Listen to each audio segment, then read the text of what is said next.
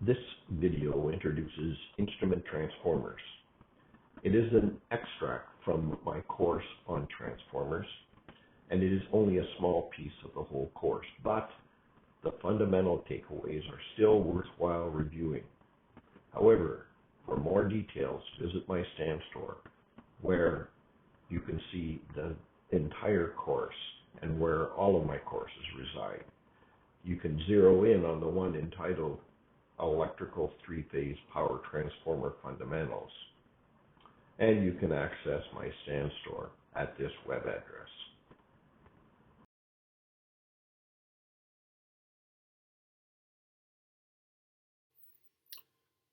Let's take a closer look at current transformer ratios. In an ideal transformer with a simple load on the secondary and an AC voltage on the primary, the secondary voltage, V subscript S, is determined by the turns ratio such that Vs over Vp is equal to Ns all over Np. The secondary current is determined by the turns ratio such that Ip Np is equal to Is Ns, or this Is is equal to Ip times the ratio Np over Ns. If Np is equal to 1, then the secondary current is equal to the primary current divided by the secondary turns.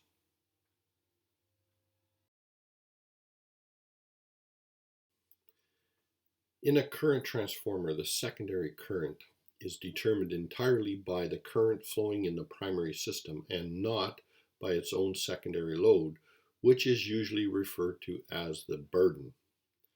However, the voltage across the secondary load or burden is very much dependent on the secondary load. Since the current in the secondary is constant if the primary current is constant, then according to Ohm's law, the higher the impedance of the secondary load, the higher the voltage across the load will be. If the secondary load is very high, say open-circuited, then the voltage will rise accordingly and could result in a very dangerous condition. This is why the secondaries of a CT should be shorted rather than opened when not in use, and should never be opened during testing procedures. Both the primary and the secondaries of CTs have relatively few turns of heavy wire and thus low impedance. Subsequently, a current is readily induced into the secondary proportional to the primary current.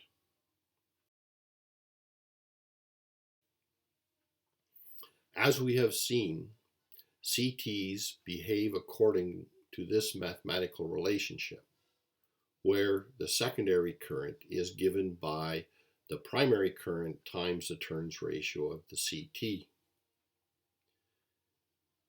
If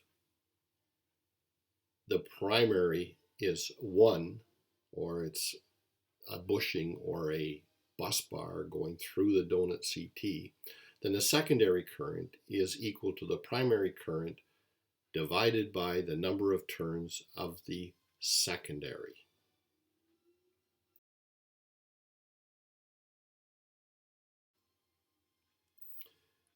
There is a unique problem encountered with CTs. In order to magnetize the core of a current transformer, a certain amount of excitation current is required. Part of the current induced from the primary is used to accomplish this. Since the induced current represents the current flowing in the load circuit, the meter's current coil will be influenced proportionally by the load current minus this excitation current. This represents a small loss of load current, and albeit small, does affect the accuracy of the reading of the secondary. Current transformer losses, called errors, vary for different types of transformers and the burden or the load on the secondary. Standards have been established with acceptable error limits that transformers must fall within, Engineers must take this into consideration when designing, relaying, and metering setups. This video is part of my Electrical Technical Information series. In this series, I'll be covering essential topics to help you understand electrical systems. Be sure and stay tuned, as I will also, from time to time, be reviewing electrical products that, in my opinion, are worthy of paying attention to. One of those products is the 𝐃𝐈𝐒𝐂𝐋𝐀 Delta Pro Ultra. The 𝐃𝐈𝐒𝐂𝐋𝐀 Delta Pro Ultra is one of the most versatile whole home backup solutions that has just been introduced to the market.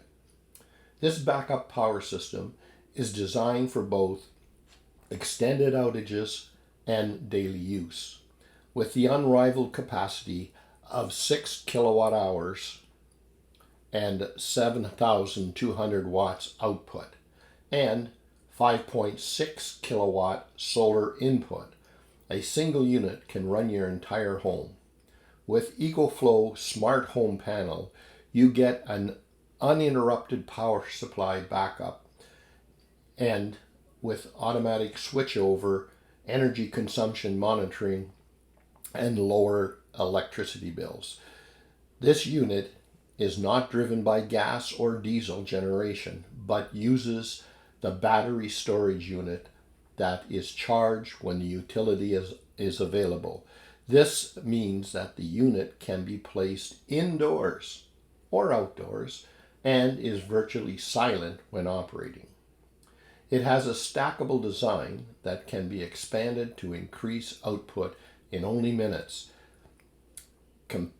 compatible with various energy sources from solar to gas to meet your ever-changing power needs. To attain a discount of 5% off of all 𝐃𝐈𝐒𝐂 products and more information on this subject, and to pick up your free digital copy of the Ultimate Guide to Residential Standby Generators, simply fill out the information requested when you go to this website, https://bit.ly/3 lowercase u, uppercase w, lowercase v, lowercase e, uppercase r, and lowercase h. Before we end this video, I want to repeat the connection to my free copy of the Ultimate Guide to Residential Standby Generators and the 5% discount code for all 𝐃𝐈𝐒𝐂 products. Also, here is the connection to obtain a free copy of my 50-page electrical power crib sheets. And finally, here is the link to all of my electrical courses, which are located in my stand store.